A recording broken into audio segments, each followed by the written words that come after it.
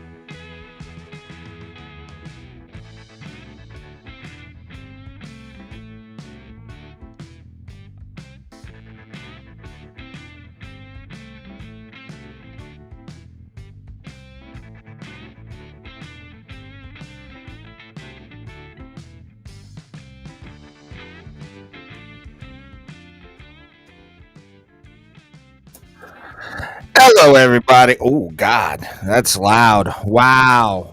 What is that? I don't know. Can you guys hear me? Oh, there we are. I don't know what that was. My headphones decided to take a total shit on me. Right there. This is the Ray Hyclak Show. Oh, look, it's a fucking jerk. Thank you, Tommy Lambert, you sexy bitch, you, for being here with me, like all of you are, live every single Sunday evening, right here on the Ray Hyclak Show. I'm in my hobbit hole, just hanging out today. Long weekend, very long, very fun, very long weekend. Friday was a little interesting. Got into it with a guy who is a fake black belt in Brazilian Jiu-Jitsu. We'll be talking about that more as the day goes on. And we appreciate all of you for being here with us every single Sunday. Remember that every single solitary Sunday, you can see us live all across the social media platforms here, the Ray Hyclak Show. Abraham Dorinkin right up there. I see him. I see it. It's pretty cool. I like it. And then he got my logo right up there. Oh, today is a fun day because we're going to talk some MMA. We're going to talk about the eye poke at the end of UFC 321. Boom! It's this show. If you don't know what this is just a weekly wrap up of bullshit I find interesting every single week. Not always political. I'm not a political show. I'm not one of these people that'll just be like all the goddamn time. That's not how this show works, kids. It's not how this show works. This show works because you watch it. That's right. It's not because of my effort. No. It's you. You guys keep me coming back, you sick fucks. How dare you? How dare you enjoy this show? It's insanity to me. The fact that I have watchers at all of this show is fantastic. And I just want to let you guys know, thank you. First beer of the day, and it is an Iron City beer. Let's see if I can I fit the circle within the, oh my God, this is like Inception. This is like fucking Inception. It's so cool. So good. The reason, by the way, for the background, I'm going to start messing around with little backgrounds and like little ways to put myself in things. I'm just going to, because this whole EV Mux thing, since I started the podcast, has gotten my creative juices flowing. All of this is AI, by the way, except for the writing, me calling out Derek Moneyberg, which Derek, buddy. Hey, Derek, why'd you block me on Instagram, brother? I'm only looking for friendly competition. I am not looking to take your head off. I am not looking to do what a lot of the people online right now are hitting you up in your DMs for, but we'll get to that in a sec. Because we've got a lot to do today. Talk about the trip to Pittsburgh. My girlfriend had never actually been to Pittsburgh. She's lived in Cleveland her whole life, never went. Rubber ducky, you're the one that makes bath time so much fun. Rubber ducky, I'm awfully fond of you. Rubber ducky, oh, joy of joys. When I squeeze you, you make noises. Rubber ducky, it's true. I love it. I love Tommy. This is one of my oldest friends, by the way. Oh, I need to fix that. I don't like how that sits. Let's go back out to the controls here. Oh yeah, I need to go to layers. There we are. I need to get this fire pit behind the chat box because that's bothering me on the screen. All right, cool. I'm trying to go for somewhat of a realistic Shire experience for y'all today. It's been a rough couple months, and I feel like if you look at nature with a couple warning signs on it, it'll make you feel like you're home, people. That's how this is. But yeah, me and my girlfriend decided because she's doing clinicals. She's in school for nursing currently. She's going to be graduating next year, which will be awesome for her. Absolutely. For me, changes nothing but schedules of seeing her. That's about it. Thank you, by the way, Tommy. You wouldn't have made like the troll sign being over. That's pretty fun because it's by the chat. And actually, I'm just gonna move that. You know what? I like it there. I like it over your dumb face. That's right. That's right. Name's still there. But yeah, my girlfriend never went to Pittsburgh before, and I love that city. I've spent most of my life in and around the Pittsburgh area. Even though I'm from Cleveland, it's about 2 hours northeast of Pittsburgh. I'm from tournaments, hockey tournaments. I hate you. You love me. Don't lie. I did rubber ducky for you. Okay? I did rubber ducky for you, dog. You're going to come around here and be like, I hate you.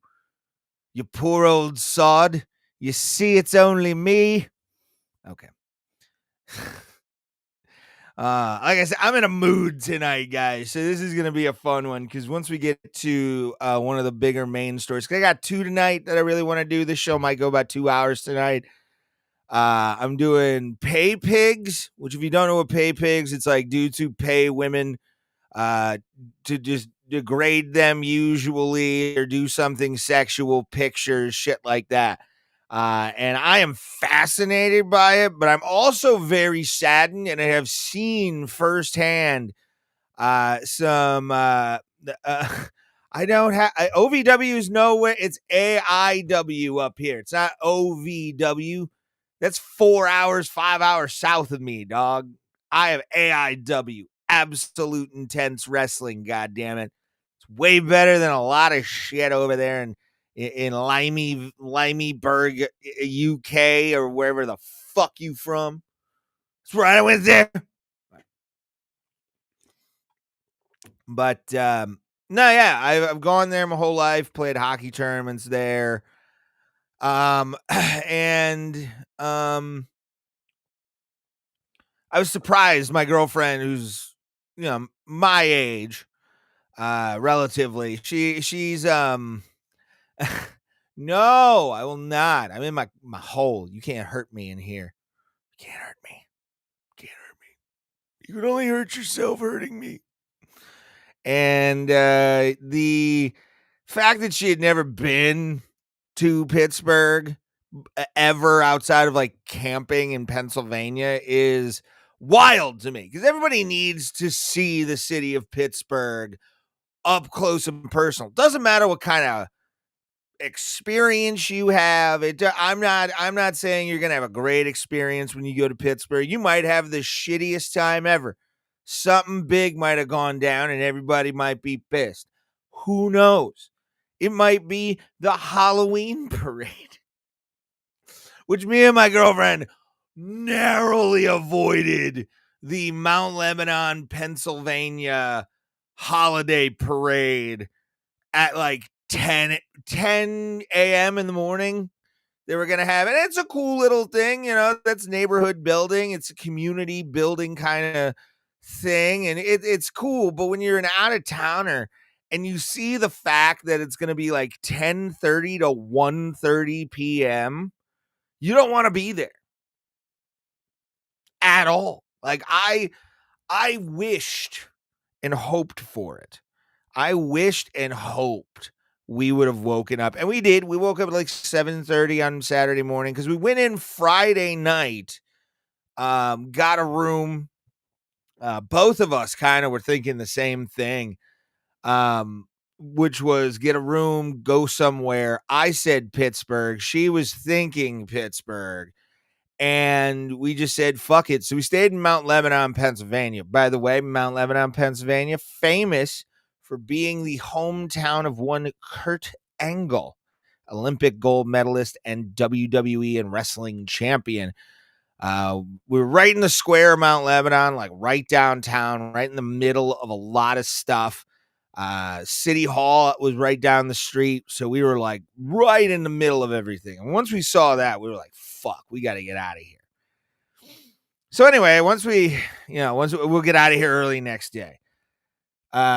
Then what we decide to do is I basically live my life in the Strip District of Pittsburgh, Smallman Avenue, and points all the way from the David L. Lawrence Convention Center to Oakland, Pennsylvania, which is the University of Pittsburgh's campus. Go Panthers all day, every day. Yeah, we ate at this really great seafood restaurant. If you're ever in Pittsburgh, there's one seafood restaurant I tell people to go to is this place called Roland's Seafood Grill. It can be pricey for two people. It's like $50 a person. We spent about 100. I think 111 after tip. We got a gigantic mussel bucket that I ate because I'm a big seafood guy. Seafood equals ammonia. Maybe if ammonia tastes good in a pot like that, I'm for it, dog. I love seafood. I know the Brits, you guys really just batter up a cod and you're out the door or whatever you guys have. I don't know your flora and fauna. I don't know. Tommy, do me a favor. Share this out, by the way. I love you. And it's the idea of just going down there was fun. We had the meal, great time. Then we went to this place called Putt Shack, which is right on Smallman, where they knocked down a bunch of produce warehouses in Pittsburgh to make like a strip mall to make it more family friendly down there. And mind you, I am old enough and have been going to Pittsburgh long enough. Early 2000s was when I started going to downtown Pittsburgh. It was like 2002-ish is when we really started a steady chain of summer vacations to go watch the Pirates get beat by somebody, thus making the most sadomasochistic fandom I possibly have, which is the Pittsburgh Pirates. Because they haven't won a championship in my lifetime, ever. They've been close multiple times, but they still don't do it. And you're just like, dude, come on. What are we doing here? So anyway, we're going, and something I was going to say is they tried to like zhuzh it up and make it all family friendly and shit. And I can tell you, if you've never been to the Strip District in Pittsburgh, at one point, like they have Cavo now, they've got like, a few clubs that the kids from Oakland can fuck around in, there's not much like it.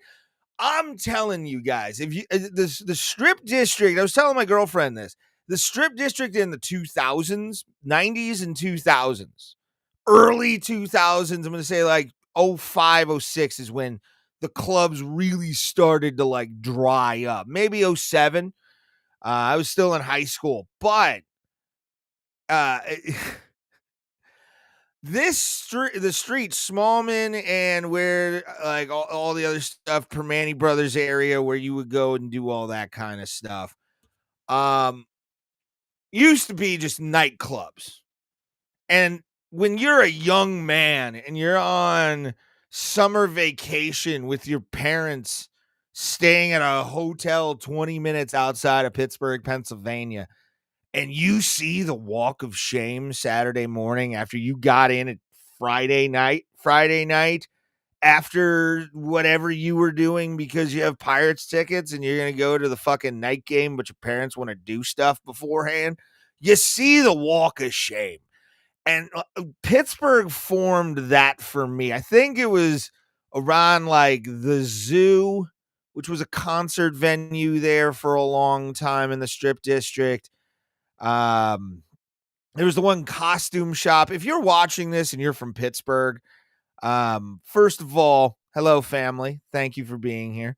And this is a Pirates, Penguins, and Steelers safe haven, especially a safe space for Pirates fans. This is the safe space. I will hug you through my laptop, just to make sure you know how much I love you for going along this journey with me, known as being a Pirates fan. Pittsburgh Pirates fans were the most abused franchise ever. But no, yeah, like those days of like you'd see some chick with like fucked up makeup still, and she's walking by St. Stan's in the Strip District after just being fucking abused at some of these clubs, and abusing her body by fucking twerking and throwing the bodies around and shit. I was never really a club kid, never really got into it. Loved people who were club kids. And I can imagine they have a lot of heroin. It's like oxys. I want to say OxyContin's more big in like Western Pennsylvania. Those kind of things like hillbilly heroin. How do you spot drunk driver in Pittsburgh? They're the only ones that are not swerving to avoid potholes.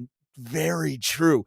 And also, a drunk driver in Pittsburgh will let you over on the Fort Pitt Bridge into the tunnels. They'll let you over. A drunk driver will, because they don't understand. I'll show one time. I made my girlfriend get out of the car when we drove to our hotel. I'll just let you read that joke, everybody. That one's great. That's a great joke. Go Steelers all day. I love you, Tommy. Thank you for being here. You're my boy. And yeah, dude. So we walk by, the ghosts of whores past in those nightclub areas. One of them's a fucking furniture store now. Blows my mind. Blows my fucking mind. This place used to be a nightclub, and then there's like high-end handcrafted furniture in the window. You're like, fucking, there was a pole there in like 06. It's like there's this one strip club down the highway from me. It burnt down, and then they made it a girls' fast pitch softball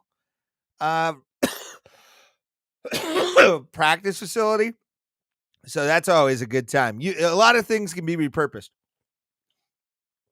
Oh man. So yeah, we go to that. We do a putt shack, which was kind of cool.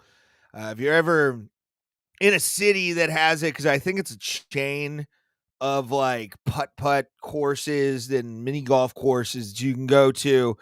There's like, it's like $20, $22 a person after taxes. And you can do 18 holes and take a break for a second, take like a 20-minute break. We did that. We started like, I think it was like 10:20, and got done. The courses were kind of cool. I don't have any pictures or video. Next time we do it, we're going to be going down in November to go hang out for a little while on that vacation. Show will be as scheduled, coming back Sunday morning. But the Sunday after Thanksgiving show will be following another Pittsburgh trip. My fucking allergies suck. Like, man, you want to talk about all this shit. What noise does a sports yins. Goddamn right. I got trapped into it. It always happens when I go to that town. Always. I get a Pittsburgh accent when I'm fucking around those people, when I'm in like a mile radius from downtown. It becomes a voice. Like I adapt to my surrounding. It's quite fun, but it's the only real personality change I do is that, and then it's just me having fun.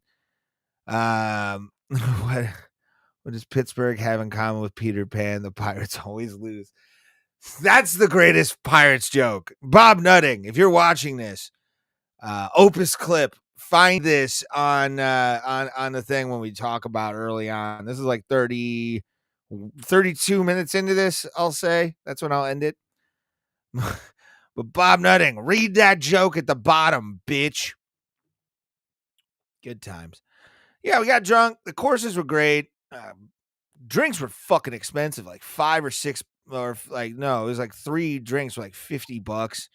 Stupid. I like a good dive bar, and a lot of dive bars in Pittsburgh have closed. A few are still good, but besides that, so we went home, or went to the hotel afterwards, and just passed out. Had a good night, cuddled in bed, and next day we avoided, like I said, the Halloween parade. Thank Christ. Got downtown, showed her DeLuca's Diner, which is always a great place. It's been on Man vs. Food a few times. Really a great joint, and for the price, it's one of the cheaper, like, small places in that city for a good breakfast. I do the Steel City breakfast every time I'm there. I get a waffle, delightful. And when you're in a diner with somebody else, it's a lot of fun. Like, we saw, like, conversations were happening around us, and one guy you could just, like, to directly across from me was the best way I can describe it was trying to get laid on a Saturday morning. I don't think it was his girlfriend. If it was, I'm sorry. I don't know you, and I'm not gonna act like I do. It's better. That's actually a better sound right there. But yeah, dude, you could tell that he was trying to be like a fucking, like, coffee shop intellectual with this broad. And it's the one thing I cannot stand. It's like, I am an idiot. I know I'm an idiot. I say things that are idiotic at times. There's evidence of this multiple times on podcasts that I have done. Okay? The thing with it is, dude, you kind of have to, like, read the room. As a comedian, I have a soft, fleeting grasp on being able to read the room or the energy of a room. I'm not somebody who's like, I can do it all. No, it's more like I can come in and be like, oh, this room's actually kind of fun. Hopefully I do well. Or, oh, I need to go outside and smoke a cigarette, even though I haven't smoked a cigarette in so many goddamn years, dude. Yes, thank you, Tommy. Take his words for real. It's gospel almost. I want to fix this real quick. Where is that? There it is. Get one more. There we are. Perfect. But no, yeah, man. Then after that, went to the History Museum in Pittsburgh, the Carnegie Mellon Pittsburgh or Historical Center. It's a very cool museum. It's kind of short. They're working on some things, adding some adding some attractions into it. It's famous for having a scary and depressing. And really, there's no way I can describe it other than that. Like, I'm not saying it's a bad thing that it is. It should feel this way. But they have a whole thing dedicated to slavery in Western Pennsylvania. And the slave trade and all that kind of stuff. But for some reason, I don't know why. And I was kind of excited to go see it because you do learn a good amount of details from it. Who knows? Might be cuts, which is hilarious, by the way. If that's keeping you out of a bank as a museum, if that's like taking your money as a museum, then you need to stop. Like, you just close the museum down, sell off anything to other museums, and just shut that shit down. But it wasn't open this time, which was kind of strange. But we did go through Pittsburgh throughout the eras, inventors, different things. Trying to think, what was some things I learned? Fuck. I think it was Mrs. Brady. It's from Pittsburgh. Didn't know she was. That was kind of cool. Learn that. And then, yeah, I'm trying to think. Nothing really like stood out. We went in to see, obviously, when you're in Pittsburgh, there's a few golden calves that sort of get like legendary status.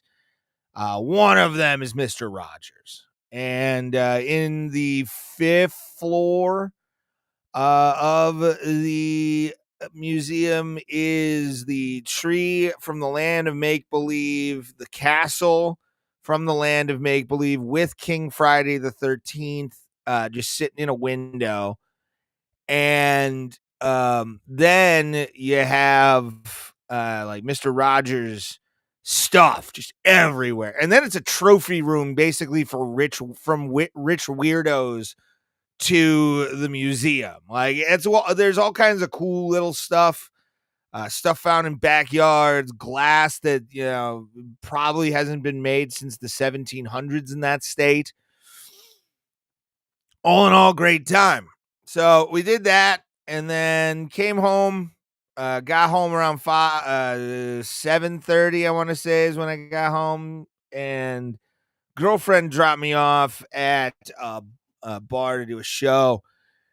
And for my buddy Milton, and nobody was fucking there. It was not a good show. I used it mostly as sort of a what do you call it, practice thing, and sort of keep my energy up a little bit. I'm gonna take my fucking glasses off. I don't need to do much. I don't have many videos today. Actually, it's kind of funny. The subject kind of fell into my lap a couple times over the past 24 hours. Tom Aspinall, all that kind of stuff. And Mr. Moneyberg blocking me on Instagram, even though I'm challenging him to a formal thing. But we'll talk about that in a sec.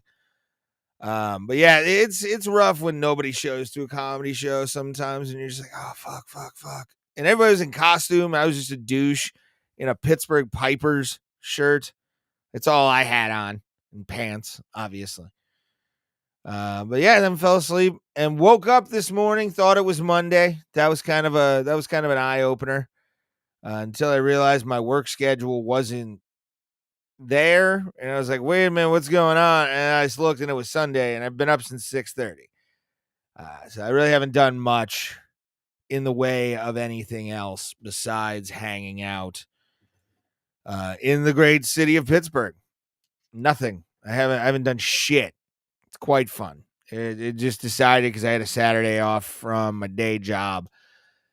Why not? Let's go to Pittsburgh, eat some dope food, buy some $5 t-shirts with funny sayings on them and pictures. And you've been in Pittsburgh. I would love to move there. I'm a fan of all 3 sports teams, so we got that going for us, which is nice.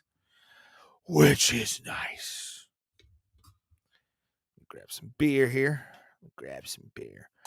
Because the next couple minutes I'm going to talk about next thing I'm going to talk about is Tom Aspinall getting eye poked by Cyril Gahn.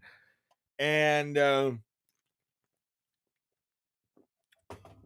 I'll flow into money douche because I want to roll with you. I actually physically want to have a slow build roll where you and I both feel each other's skill out face to face, Derek.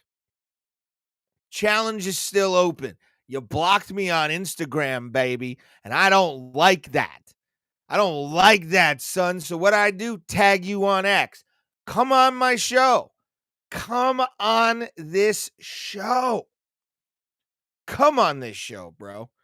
Let's have a debate. Talk. I'm not some dickhead who's, you know what? We'll talk about Tom Aspinall after this, because the majority of my day has been kind of wanting to address this. And it's Derek Moneyberg. If you guys don't know who Derek Moneyberg is, I'm gonna bring up a video here of our friend Derek and show some text messages that was an exchange between me and Mr. Moneyberg. Because, and I'm going to say this before we get into the full opinion of what's been going down the last couple weeks with this guy. If you haven't been paying attention, you're out of the loop in the jiu-jitsu world. You're out of the loop in mixed martial arts. You don't really follow it as deeply. I understand you and I get you and I love you because I wish I was you. I love this shit. And for this guy to be just the self-righteous knob job that he is, and be on Ariel Helwani's show. All right, let's bring this down. Hold on, I gotta bring in these are the text messages. I'm gonna drop that real quick here. There we are. Oh, nope, not what I wanted. Not what I wanted. These are the text messages, by the way, from with me and Derek that I want to talk about. Because D, seriously, brother, I don't want to hurt you. I want to have a friendly comp, bro. I'm not some dickhead. You can ask people I've rolled with. I have safety in mind. I just want to feel your black belt skill here, because it's funny to me. It's funny to me that a guy who wants to claim that he is a Brazilian Jiu-Jitsu black belt, who's, let's be fair, he paid for his belt. Like, he paid for his belt, and there's no other way to really describe it except for it's a fraudulent belt. You may think you have this brilliant, you're this black belt, but really you're a casual white belt who paid Mickey Mance Moosey, Mises Moose's Mouses, whatever the fuck, to wear your team's rash guard. And then I want to know how much money you paid Colby Covington to give you your black belt and lie to you. Gordon Ryan, same thing. Gordon, I would trust with technique, but when it comes to black belts and competition Brazilian Jiu-Jitsu players, Gordon Ryan is not going to be a guy I take seriously unless the other guy he's fighting is on gas as well. Technique, I will go to Gordon Ryan all day, every day to learn technique. Would I trust him in competition? Fuck no. But the fact this guy is so cocky, like I would have let it go thinking, just another dopey fucking white boy that, bought his black belt. And then you hear him speak and it's just the worst. Thing a hater hates is himself. And I say himself rather than themself because it's almost always a guy. I didn't even think about it, but you're so right. It's always dudes. When pretty women send you a message. That's the guy who hates himself. That's a guy who has to hate himself. Without a doubt. I mean, you want to talk about a guy in the things that this man is claiming. He's never had a competition. I've never had a competition in my life for Brazilian Jiu-Jitsu. I have only practiced. I don't ever think I'm going to become a Brazilian Jiu-Jitsu black belt in 3 years, which is what this guy is claiming. 3 years. One of the people who has been able to do that is fucking BJ Penn. BJ Penn, this fat-headed moron, isn't anything or anywhere near a black belt. I've seen him roll. We're gonna watch some footage of Derek Moneyberg rolling. You'll just become a knob in his butt. Yeah. No, you'll become a knob. No, it's I would own this motherfucker. I would own him. And we'll watch some video because Derek, come on. People on X tag me in his comments, all the social media. I want to meet him. I told him I'd meet him in a few different cities. We'll talk. We'll get those in a sec after we watch him roll. But let's watch a little bit more of Moneyberg here. They say real nice things to you. A hater is a jealous fan. They're not taking the time to poke at you or poke at me because they really hate you. They're interested in you, and somewhere in their head they'd like to be you. I don't want to be him. I want to be an actual black belt in Brazilian Jiu-Jitsu. I would love at some point to get a posthumous black belt because I have put in the time and I've tested. I didn't pay Mickey Mansamusi 15 million or whatever he fucking paid Mickey, 25,000. Who knows? He paid him to wear the rash guard. Mickey admitted that on a podcast. And boy, you're paying somebody to wear that dumb Roman war shield fucking rash guard of yours. It looks like it's printed on or like, ironed on. It's not a good quality of fucking thing. Of rash guard, but let's just continue with this fucking asshole. They're projecting, yeah. The number one. Shut up. Because everybody brings up.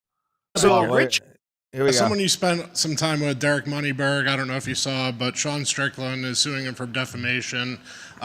You've made, which he should. Sean is a badass like that and should fucking sue him. I did see that part too. He's kind of getting some under people's fucking skin. It's what happens when you're a fraud like that. Like, at least I don't claim to be a professional broadcaster because I do a fucking podcast live stream every Sunday, Derek Moneyberg. I don't do that, Derek. Let's watch Mickey.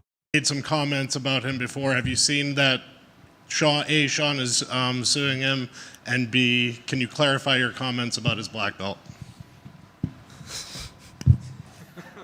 I feel so bad for Mickey because, like, he just had to put up with going to fucking China and Shanghai and all the cities that he had to go to in China for one, doing Brazilian Jiu-Jitsu tournaments, not making very much money, because UFC doesn't pay their fighters anything. But the lower promotions, it just sucks that they have. We'll talk about that some.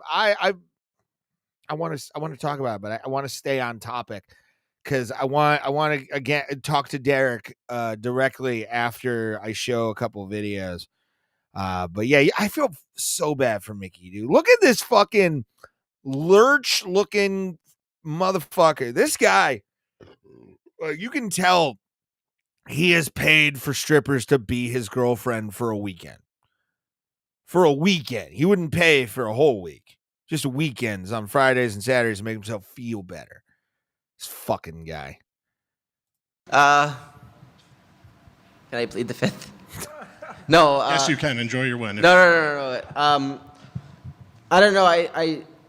Derek was always really kind and nice to me, so I consider him a friend, and he was very. So, hold on. I need to hear these words again because I've heard this a lot, and I've said this about comedians. Derek was always really kind and nice to me.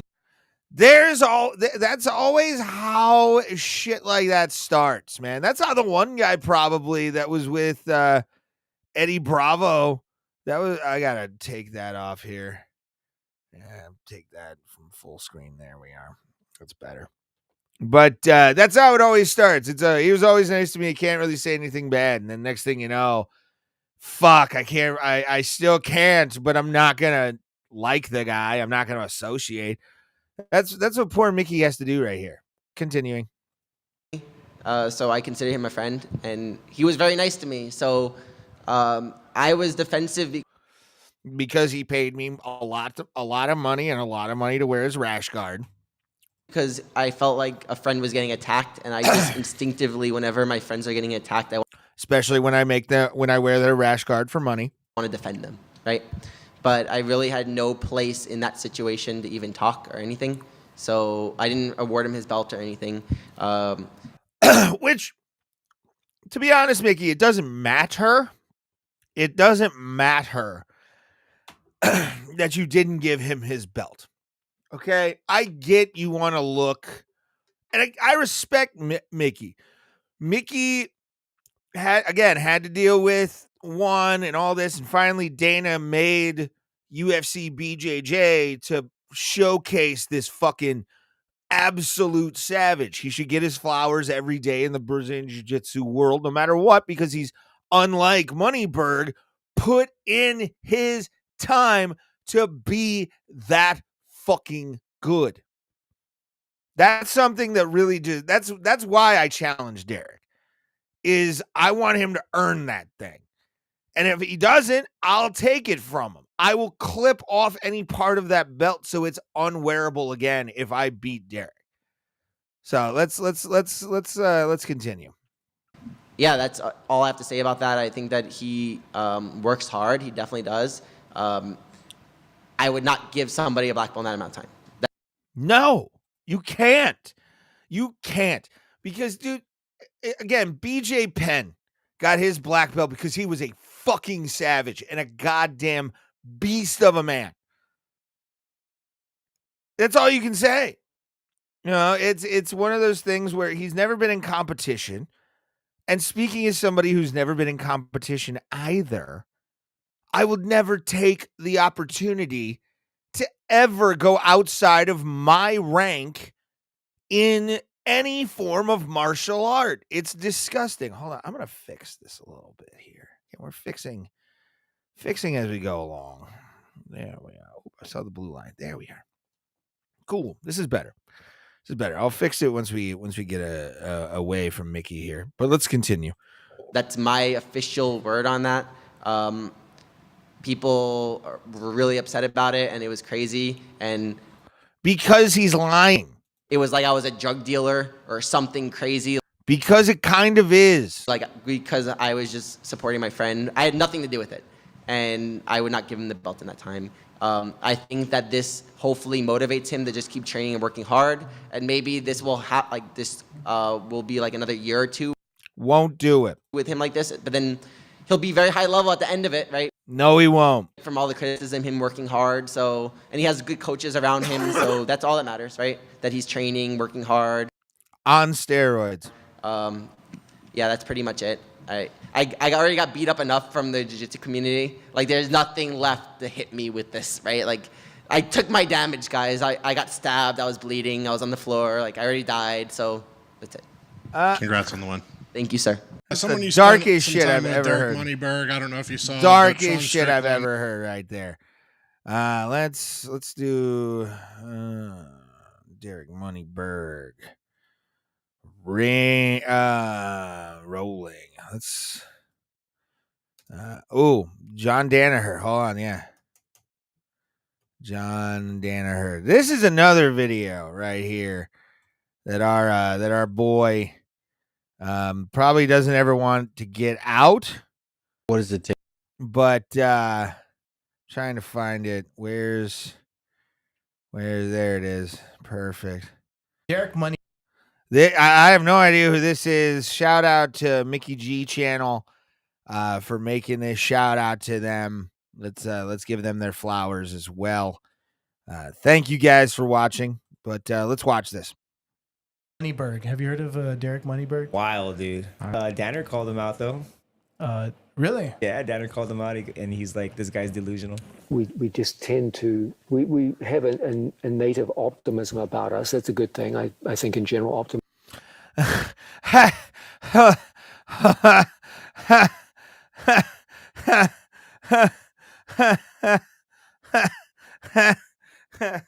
We just have. Here we go. We have and you can see he's wanting to like not let this guy down hard. Like John Danaher seems like a great fucking coach, great guy. And I mean, he's a badass. He's old at this point. I'm not saying anything in disrespect to Professor Danaher, but I believe he's a professor. I don't want to embarrass him or anything, but this video is one of my favorite things, because also I'll tell you guys the thing after this video. I live near John Savelli, the guy that claimed he could stare at goats.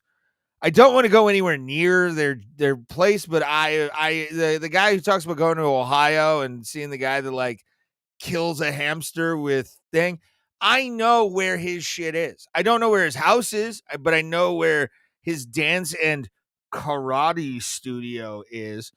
But you claim go watch that full thing. There's a whole description about John Savelli, fake martial artist in the Cleveland area. But yeah, let's get back to Daddy Danaher here and his wisdom and truth. a native optimism about us. That's a good thing. I think in general, optimism is a...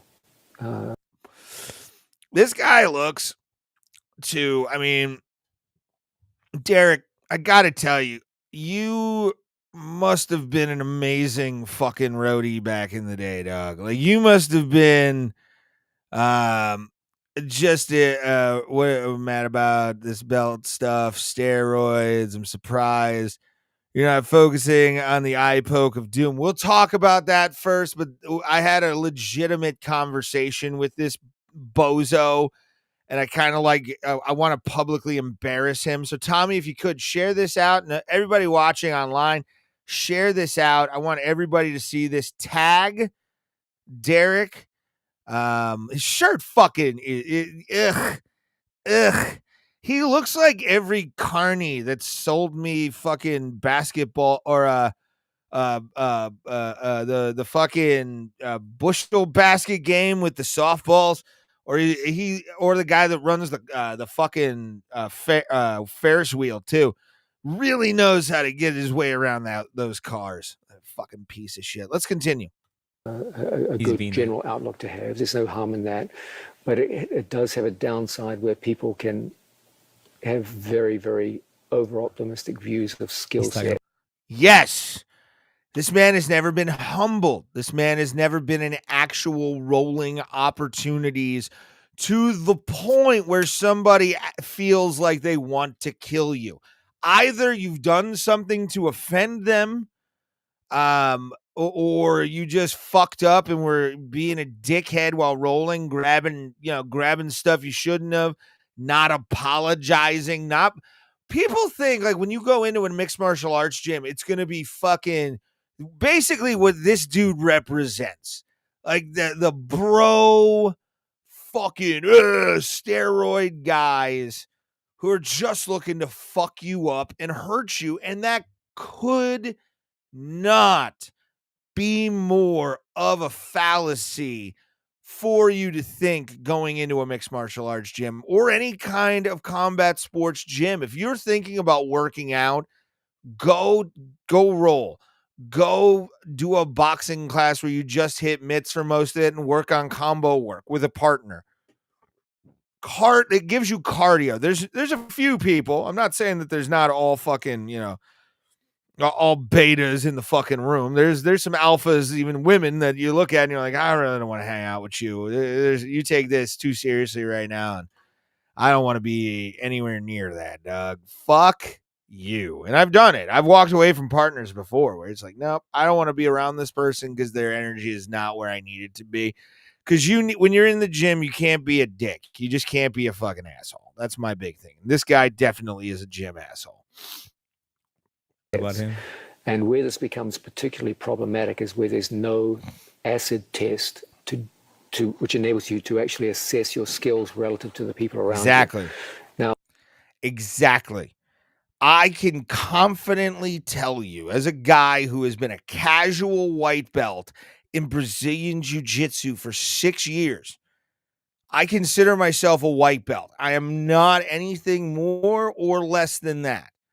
I am not a beginner, but I am definitely not any higher than white belt because I don't go enough. You basically would have to do 3 a days to get to where this asshole is. And to buy your belt is what because there's a lot of people, and it was even said, I think, in the Ariel Helwani interview that he did. We're not going to bring that up. I just wanted to show this, and we'll show him rolling. Ariel, who I've had my differences with online, I've called him out on other podcasts that I've done. I've done those things. Ariel was right. Like, you can't be a black belt without competition on your resume. You can be a brown belt. Fuck yeah, be a brown belt in 11 years, but not 3. Your time frame is so delusional. You think you're as big as you are. Ariel Helwani irritates the hell out of me. He does for a lot of us, dog. He does for a lot of us. Oh, and just to see this fucking this comic book store owner of a man looking at John Danaher. I like Chris Van Vliet, as do I. There's actually a podcast of me and Chris Van Vliet early on when he was the entertainment reporter for the CBS local affiliate here, Channel 19 Action News. Let's get back to this fucking lump of a human being.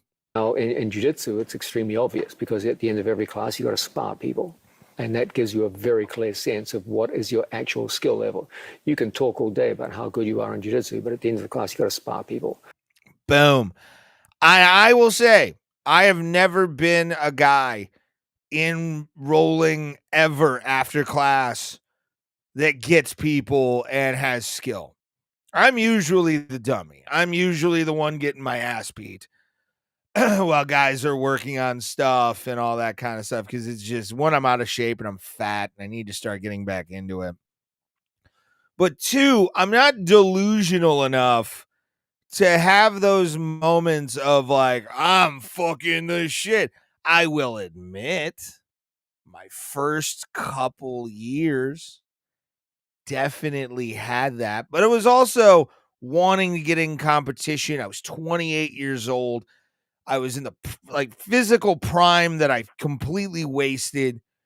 And you look at it, man, and you're just like, whatever. I would love to be a posthumous white belt when I'm like 65.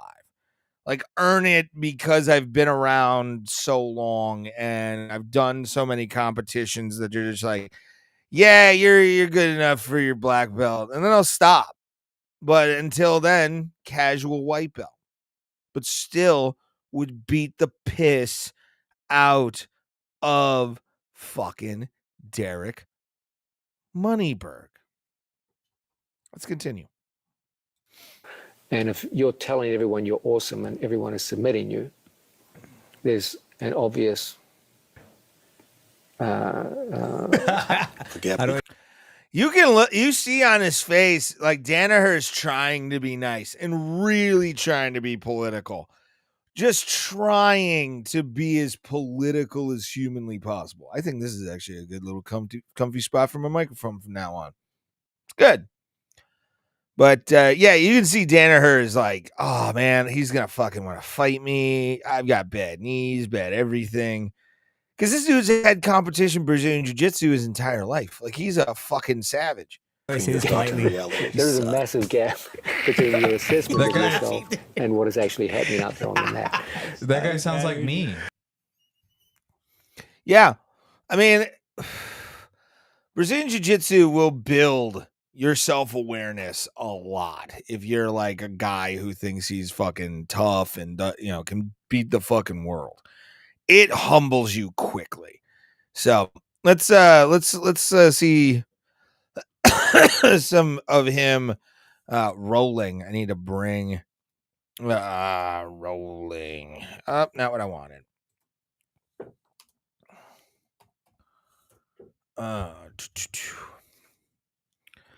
Yeah, this video of him and here's what you need to do, Mickey. Man.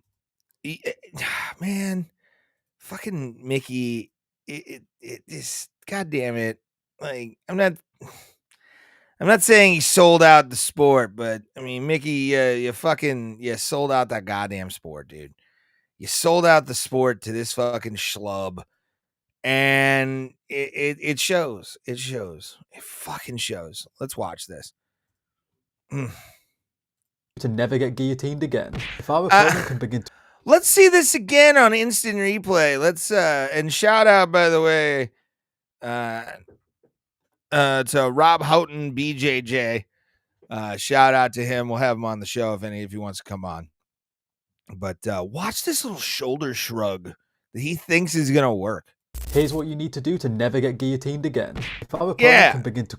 And then it's like he's fucked right there. I mean, you can definitely tell he's trying and not doing well. Like, it's hurry right there. Mickey's got a deep crunch our chin in towards our chest. The compression can lead to us getting finished. However, Derek has revolutionized guillotine defense.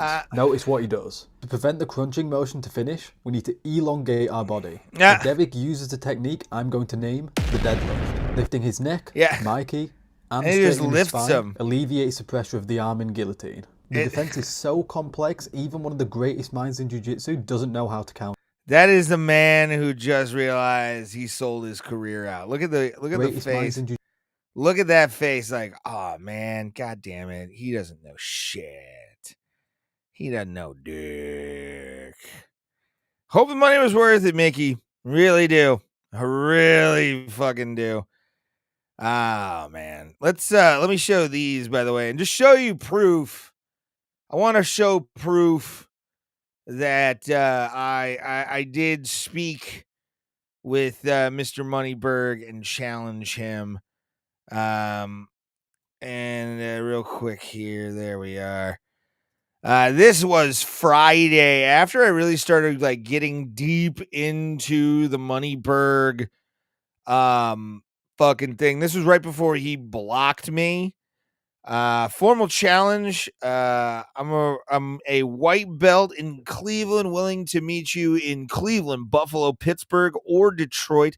Name the city and gym. I'd like to test that belt of you have. Also, this will be my only message. Honestly, I think you get a lot of messages like this, but I want to see myself balls in your court. And then he gives me this. Hurry up with my Uber Eats. My assistant will meet you out front to collect my steak and crab cakes. Really good meal. I will say it definitely makes progesterone. Or is it progesterone? I think it's progesterone's the hormone treatment. Your doctor at the hormone treatment office must find your shit hilarious, but great meal, Derek. I had some mussels this weekend myself. It was quite lovely. It's quite lovely, dog. Don't mess up your tip. You're gonna need it. And usually, like, these kind of guys, these fucking assholes, we see it with guys like Stuttering John Melendez and the Shuli Network. Shout out to those boys. They're live right now, fucking with John Melendez, Stuttering John from the Howard Stern Show. Guys like this always go to money. They assume that you're not doing well financially. In this case, he is kind of right, but that's most Americans, to be honest. The crab cake, you're gonna need those. Do you need those carbs or as a black belt? Derek, do you need that? Do you need that? Is that, and also, is this how you talk to real Uber Eats drivers, you fucking piece of shit?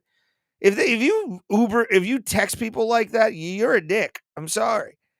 I don't even I tip good, and then I don't message him at all because I put instructions in there. That's how you fucking do it, Derek. Then I honestly, after he sent that, I had to send one more back, and here it is. Extra onions for your tears. John Danaher laughed you into oblivion. Respect for actually replying, though. Kudos. Auto-corrected thought. But I was impressed before he blocked me and I sent him this message, this last message. Derek, you blocked me like a bitch. Like, I'm not going to message you ever again. I was going to read a lot of the comments because I was going to enjoy the hours and hours of reading there, but now I can't.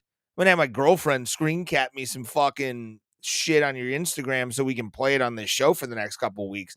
I will make you notice me, Derek. You fucked around and are going to find out, comedy-wise, roast the shit out of you like I just did here.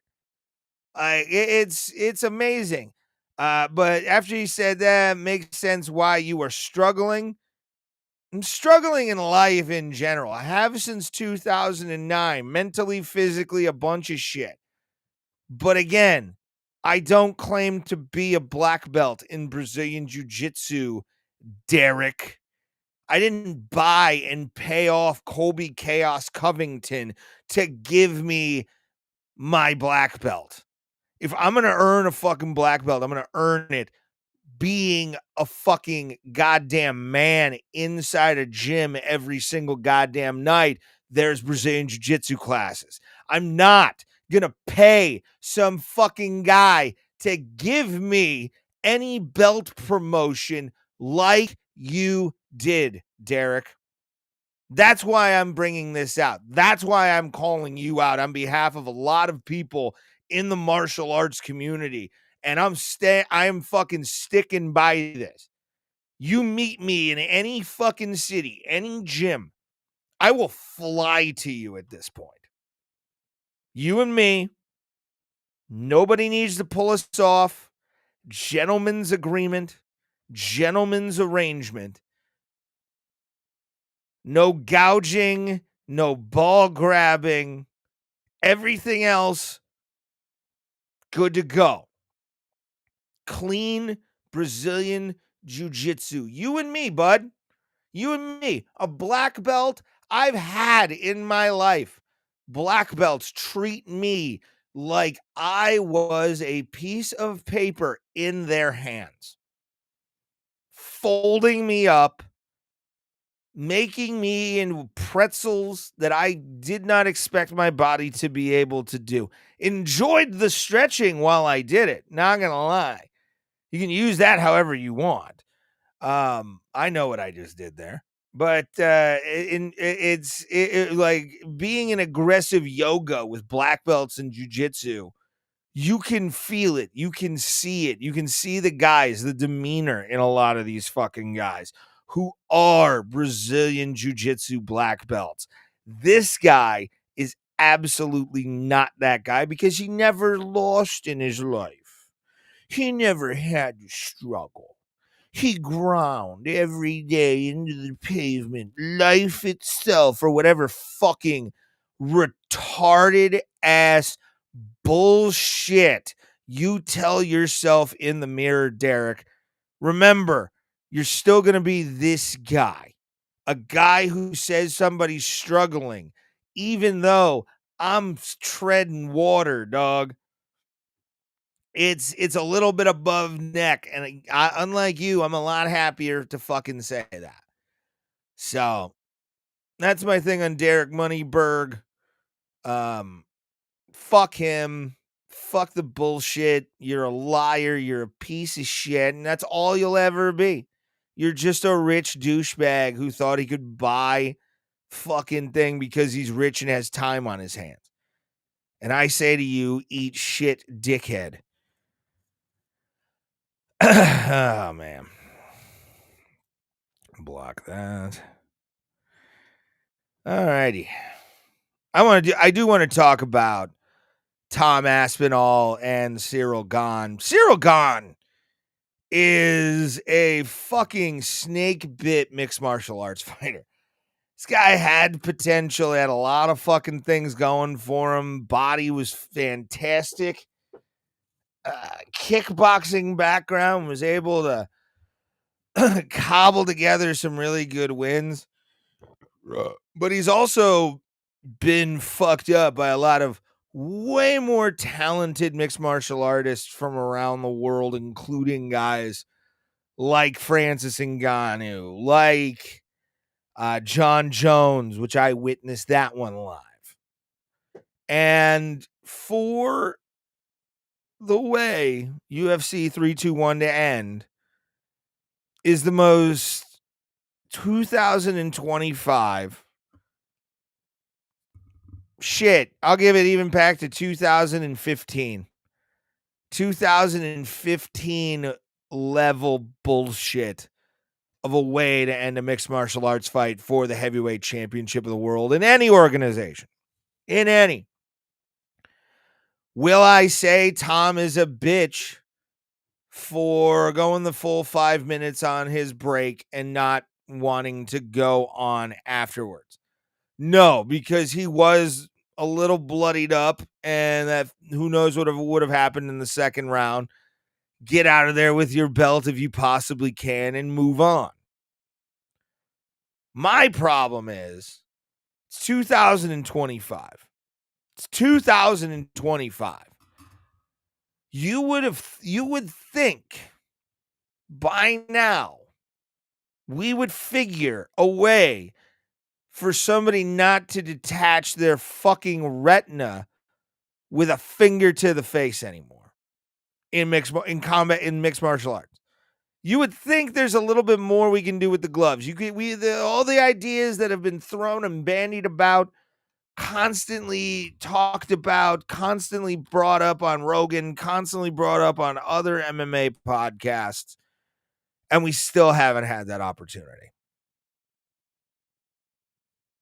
It's especially UFC is very lucky right now. TKO as a franchise and as a governing body of a mixed martial art of a sport that's been around for 33 years now. About 33 years. We got a couple more years until the 35th anniversary of mixed martial arts being born in Denver, Colorado, back in 1993. We've come a long way.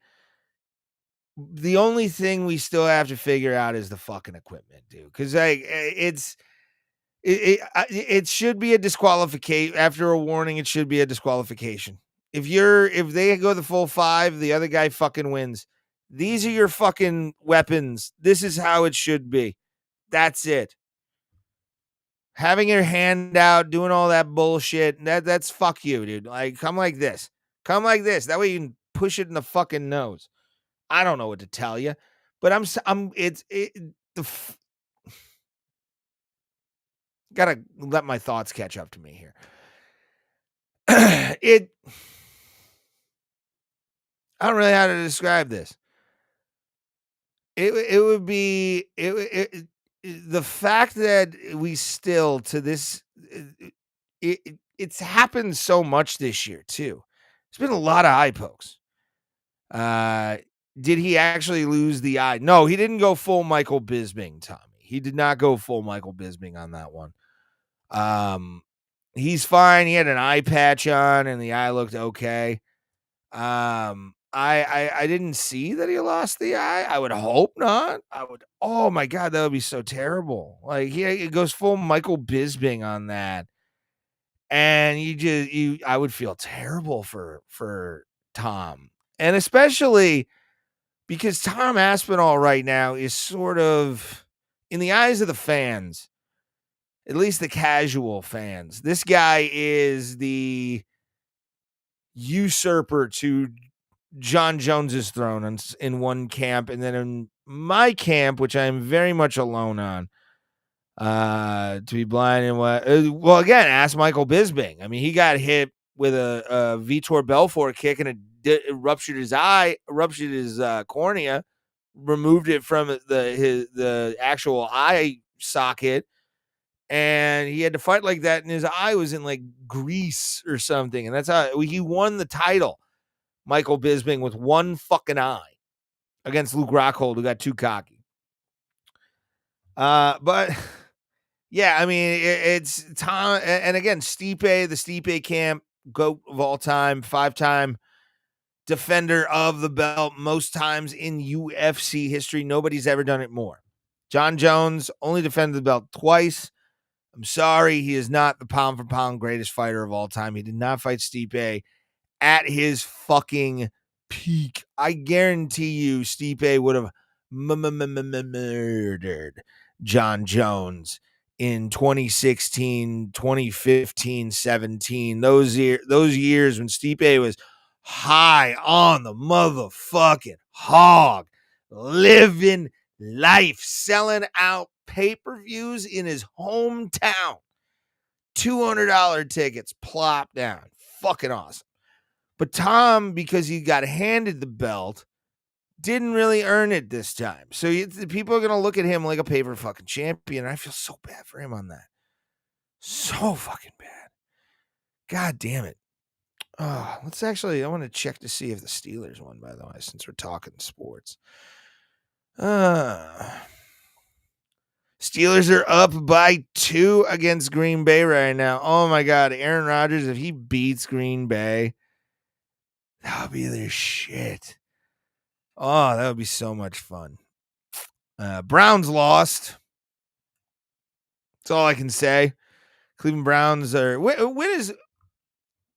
Anybody who watches this in Cleveland, I have to ask you, as a sports fan, and I've asked this question, I don't know if it's a joke or not, and, people deal with comedy and all that kind of stuff on your own. When do you stop? When do you stop being a fan of bad football like that? Like, because it was embarrassing. I watched that Patriots game today, Cleveland versus New England Patriots, and it looked like 2 different teams out there. That one team looked like a professional team, and it took a minute. The Patriots were kind of shitty in the beginning of the game. I don't know any players on the fucking Patriots. Don't really give a fuck to learn. I'm one of those guys who doesn't learn like players because players can change cities. I'm more of like, the logo and the city and the color and everything. And if they're good, just be good. That's all I'm asking. Make my next day after a fucking game that I pay money to go cheer you on. Make it worth it. Make it worth it. Bob Nutting of the Pittsburgh Pirates ain't doing that for me right now. The Rooneys are. So is Aaron fucking Rodgers. The Steel City Shaman, dude. Like, whoever is supplying him with his ayahuasca in Pittsburgh, you deserve a Nobel Prize for what you've done for that man. We love you as the Steeler Nation. We love your fucking ass. But you got to fire Stefanski. How are the Steelers? They can't pick up a single yard. We're actually winning, Tommy. We're winning. I don't know what football team in England you root for soccer wise, but I fucking root for good fucking American football. It's almost spoiling. It is. I've had some panic attacks after some Steelers losses where it's like, what the fuck just happened? Why did we lose? Was that supposed to happen? I want them to win it all every year. I don't expect the Pirates to win dick, but I want the Steelers to at least be fucking play it like even or 500. Even is 500,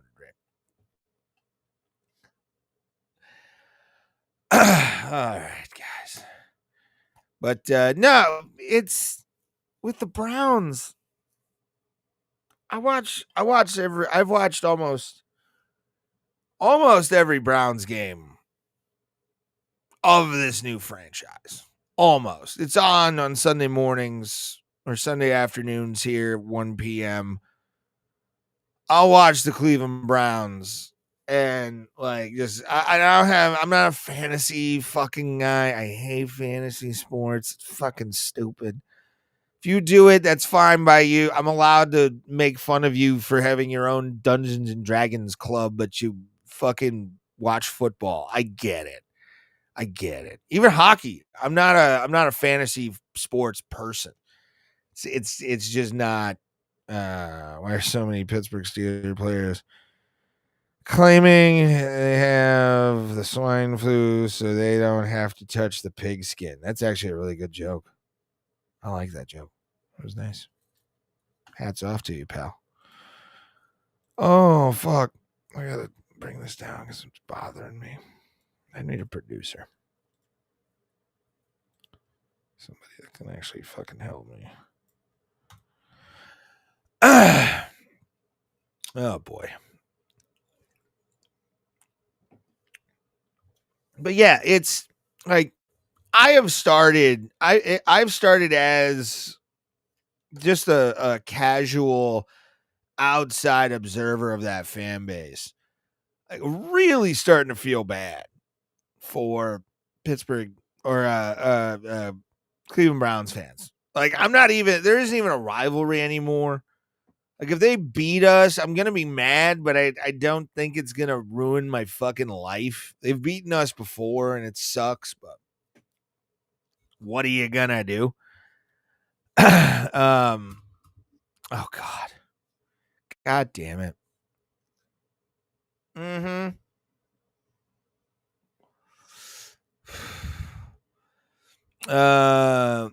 You could also put Deshaun Watson on there and that'll work as well. But yeah, dude, you look at this franchise, Cleveland Browns as a whole. And I've said this to myself a few times when it comes to other things in life. Statistically, and they've had some deep runs in the playoffs fairly recently. Thank you, Tommy. I love you. Good joke. Good child sport, but not that on YouTube and Facebook. X, I could probably get away with it. Rumble, absolutely could. But not here. And I look at Cleveland Browns fans and like, you guys have to think every season. It's like you guys have had deep playoff runs, but you've never experienced the aftermath, the positive aftermath of a conference championship like the Steelers have. You've never experienced the joy of your football team winning the Super Bowl, coming from behind both times. Was Seattle kind of a blowout? I think Seattle, that was a close game, but then Arizona came down to that touchdown in the end. with Antonio Brown. But the thing with Cleveland sports fans, and I've always kind of noticed this, and I want to say this about Cleveland, and feel free to leave a comment if you're from Cleveland and you see this.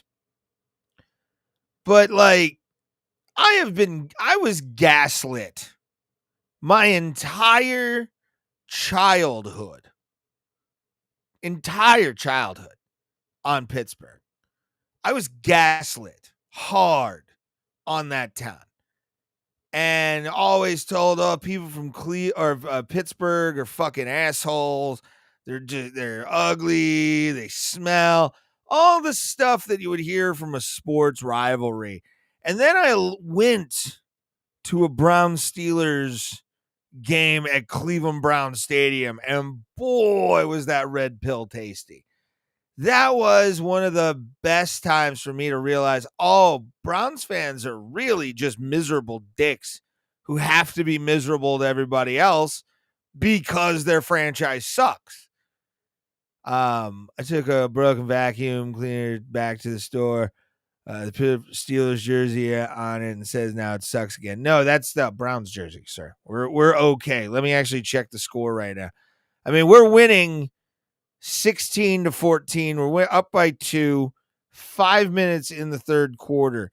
And I know the Steelers have an opportunity to give this game back to Green Bay.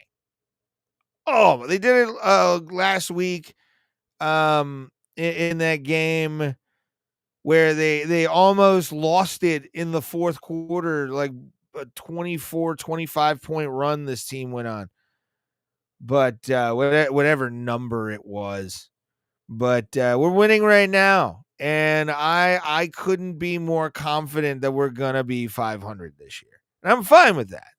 Browns fans, you guys have unreasonable expectations every single year. And you think your trades are going to be amazing. But you gaslight yourselves into thinking it's all going to be better. And to be honest with you, until you get that dome and a better ownership, you ain't going to get shit.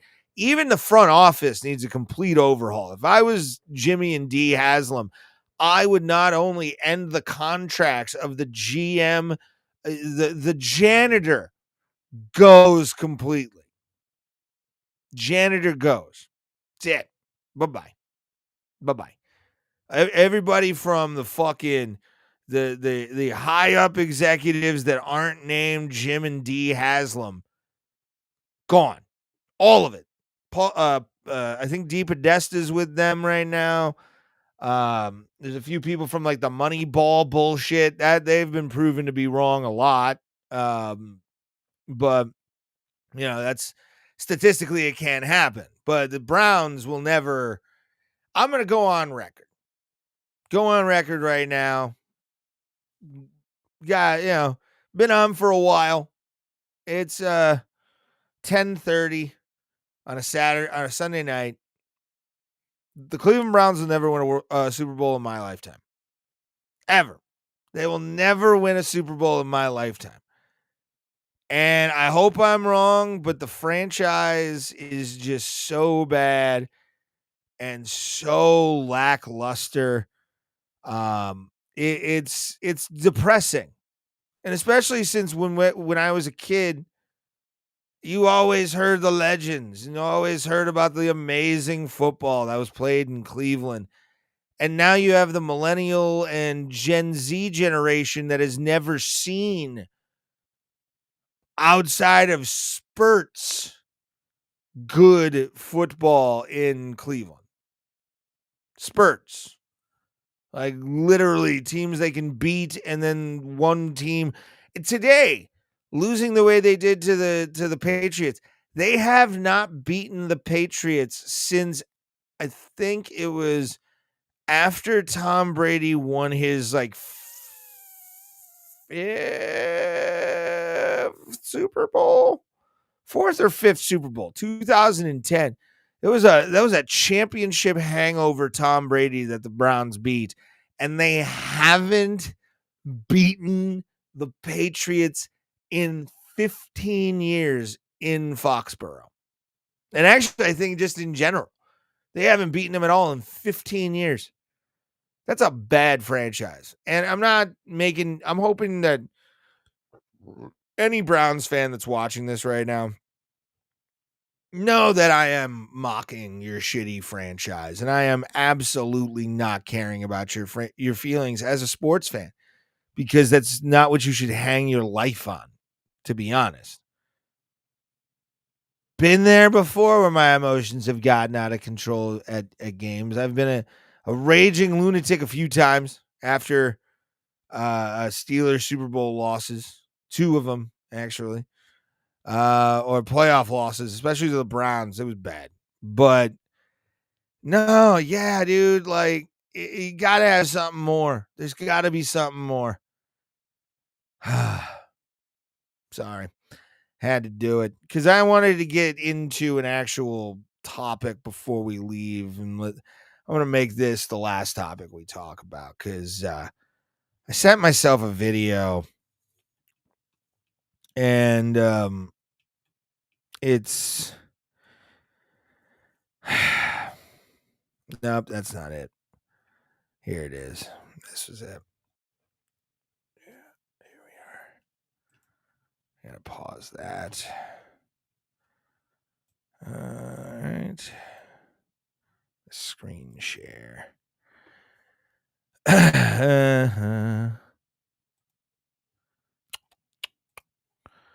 Doody doo doo doo doo doo. Doody doo doo doo doo doo doo doo. Doody doo doo doo doo doo. Doo doo doo. That is just my messages to myself. No one else is on there. This is an interesting video because, like, I don't go on, like, OF. I don't do the pay things. Full honesty, I have paid for some profiles in the past. A few of them were travel influencers who started spicy content. This poor broad has to do this for money. And speaking as a comedian, I feel dirtier being a comedian than an OF chick, if I'm gonna be quite blunt. But like, these are kind of things that guys will pay for. And I just, when I heard the list, I was like, what the fuck? Probably shit on the floor.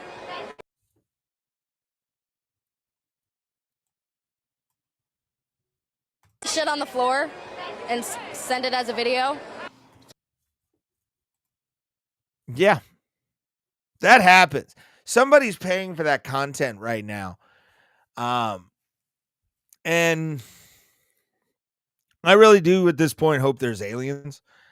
That way they can just nuke our internet at some point and just be like, we wanted you to have this, but we did not want you to have it for this fucking reason. There are men out there right now in countries that have never had internet until Starlink, and they're jerking off all the time after fishing for 15 years or 20 years or hunting or doing survival things. No, it's butthole pictures and shit videos. That's what this society has come to. And I am a pervert. Full disclosure. I am a pervert. I'm on FetLife. You know, I'm on that site. I've been on other kink sites, and like I honestly think that the fact that we're seeing a proliferation of these kind of content is solely based on the fact that it's available and some guy will always pay for it, no matter what, no matter who it is, no matter how much it costs. There will be somebody wanting somebody to shit on a glass table and send a video of it. And give them angles. And like give them fucking notes like they're Spielberg. It's weird. Anyway, let's continue. She has another thing real quick too. Thank you for that. How much they offer for that? That's crazy. A couple $1,000s.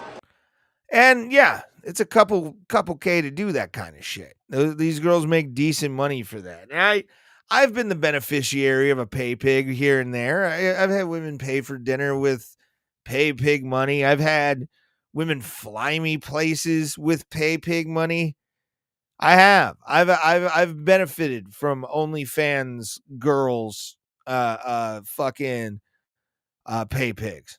Do I think it's sad? Yes. As a man, if you feel the need to have to let your kink out like that and you haven't found somebody to do that, you haven't found the online community yet.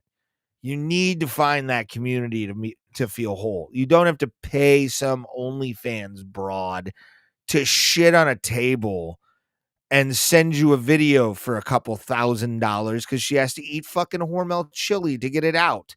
Like there's no reason for any human being to find that thing.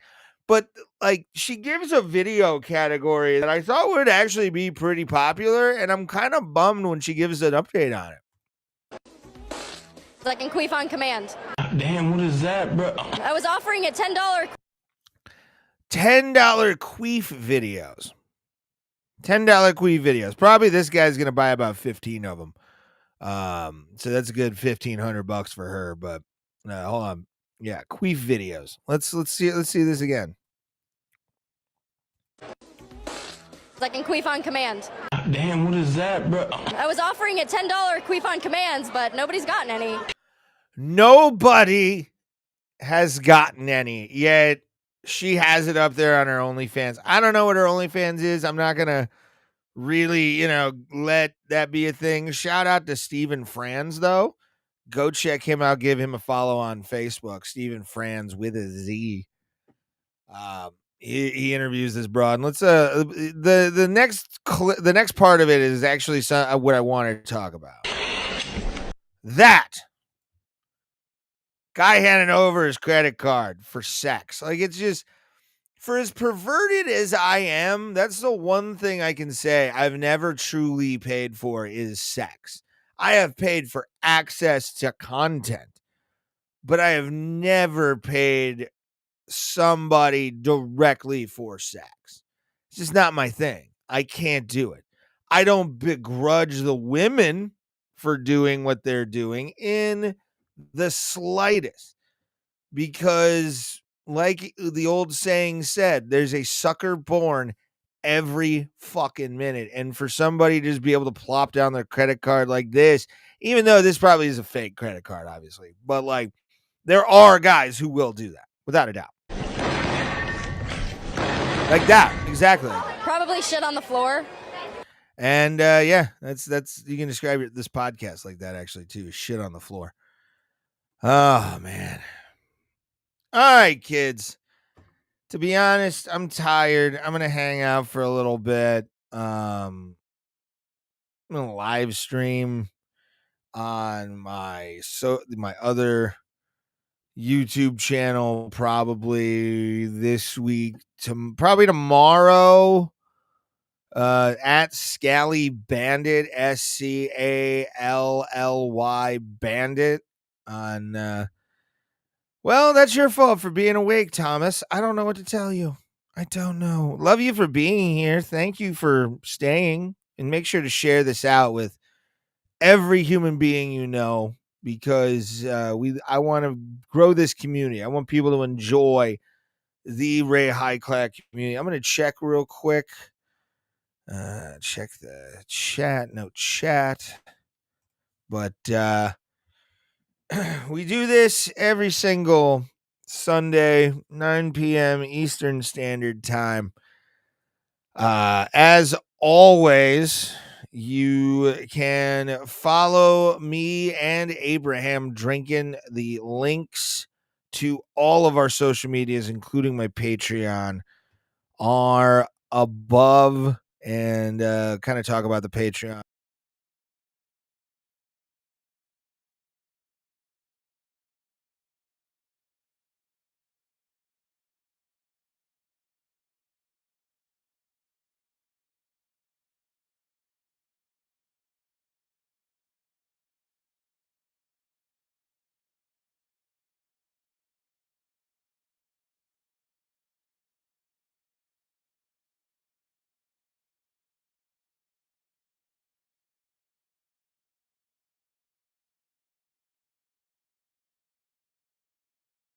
What a show. Absolute fun show today. I liked calling out Derek Moneyberg. If you're out there, where are you? Where are you, sir? I need to fight you. I need to grapple with you to see if I can beat a 3-year black belt. Because I'm pretty sure I can. Because I feel like you're lying. Oh, boy. Well, kids, let's see. There it is. It's been a night. It's been a very fun night. Make sure you go follow all the links in the descriptions of the videos wherever you're watching live Sunday nights, 9 p.m. Eastern time. Tommy's probably right. But this is the Ray Hyclak Show. It's every single Sunday. I'm going to keep saying it. Every single Sunday live. YouTube, Facebook, Twitch, X, all the places. We thank you people for watching. And as always, no matter where you are in life, no matter what part of the world you come from, the one thing you have to think about when you're down and out is everybody gets bugs. Thank you guys for being here. We'll see you next Sunday on Abraham Drinking and all other platforms. Thank you guys for being here. You're sexy. Thank you. Good night.